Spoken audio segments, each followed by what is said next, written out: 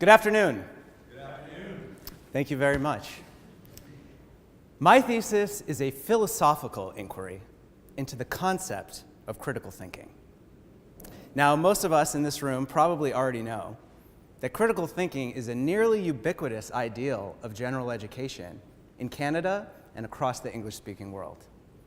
But what you might not know about critical thinking is that according to most theoretical conceptions, while it does involve subject-specific knowledge to engage in, more importantly, theorists are agreed that critical thinking is a kind of skill transferable across subject domains.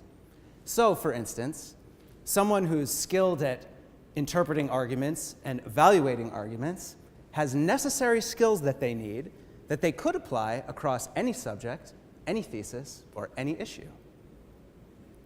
But just because someone has a skill does not mean they're guaranteed to use it or to use it appropriately. That's why I argue what people need in addition to the skills of critical thinking are the critical thinking virtues. Those character traits, attitudes, motivations, and values which deeply dispose a person to engage their skills in critical thinking.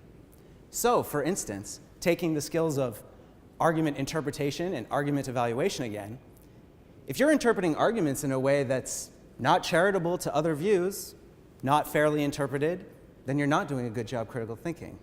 Or if you evaluate arguments in a way that's closed-minded, not accepting that there are a multitude of considerations that are at hand, that's another way that you would fail at being a critical thinker.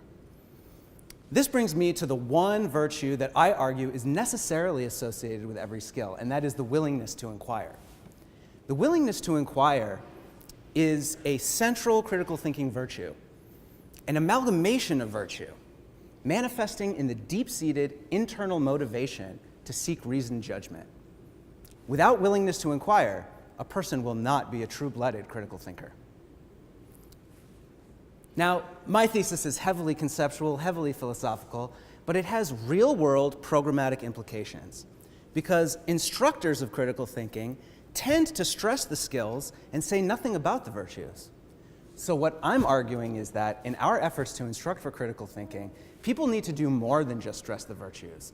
And through some of the innovative pedagogical designs that I include in my thesis, I indicate ways to do that. So not only does my thesis have real-world conceptual conclusions that it draws, but it has practical consequences for our pedagogical designs. Thank you very much.